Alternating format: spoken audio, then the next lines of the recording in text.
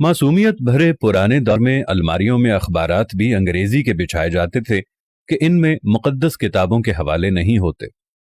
छोटी से छोटी कोताही पर भी कोई ना कोई सुना सुनाया खौफ आड़े आ जाता था। जमीन पर नमक या मिर्चें गिर जाती थीं तो होशो हवास उड़ जाते थे कि क़यामत वाले दिन आंखों से उठाना पड़ेंगी। गदागरों को पूरा मोहल्ला जानता था और घरों में उनके लिए खुसूसी तौर पर खुले पैसे रखे जाते थे। मोहल्ले का डॉक्टर एक ही सिरिंज से एक दिन में 50 मरीजों को टीके लगाता था, लेकिन मजाल है किसी को कोई इन्फेक्शन हो जाए। यरकान या शदीद सरदर्द की सूरत में मौलवी साहिब माथे पर हाथ रखकर दम कर दिया करते थे और बंदे भले चंगे हो जाते थे। घरों में खत आते थे और जो लोग पढ़ना नहीं जानते थे वो डाकिये से खत पढ़वाते थे। डाकिया तो गोया घर का एक फर्द शुमार होता था। खत लिख भी देता था, पढ़ भी देता था और खाना पानी पीकर साइकिल पर ये जा और वो जा।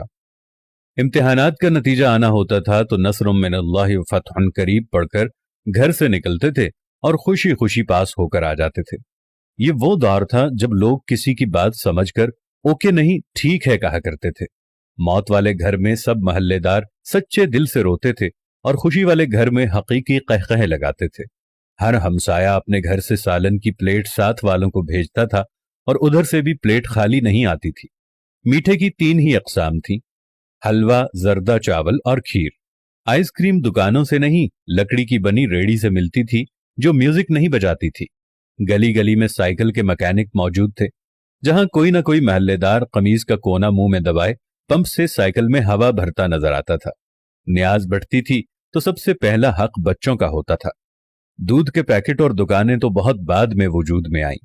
पहले तो लोग भैंसों के बाड़े से दूध लेने जाते थे। गुफ्तगू ही गुफ्तगू थी, बातें ही बातें थीं, वक्त ही वक्त था। गलियों में चारपाइयां बिछी होती थीं। महल्ले के बाबे हुक्का पी रहे होते थे और पुराने बुजुर्गों के वाकयात बयान कर रहे होते थे। जिन घरों में टीवी आ चुका था उन्होंने अपने दरवाजे महल्ले के बच्चों के लिए हमेशा खुले रखे। मट्टी के लेप की हुई छत के नीचे चलता हुआ पंखा सख्त गर्मी में भी ठंडी हवा दिया करता और फ्रिज के बगैर भी मटके और सुराहियों का पानी ठंडा रहता था।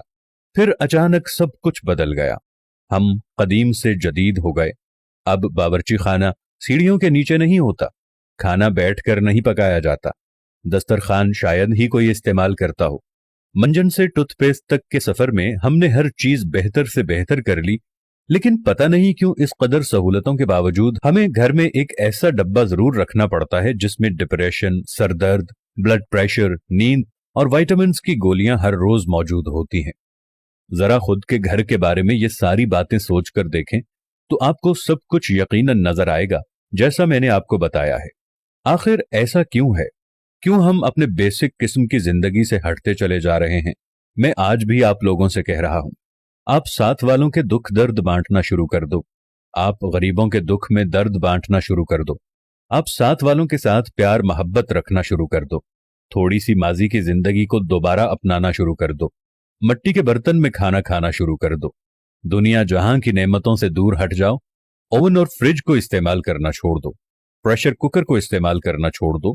अपनी जिंदगी को सादगी की तरफ ले जाओ तो आपके घरों में रखा हुआ ये दवाइयों का डब्बा भी पहले की तरह यहां से गायब हो जाएगा। खुदावंद से दुआ है कि देखने वालों को सेहत कामिला और आजिला अता फरमाए।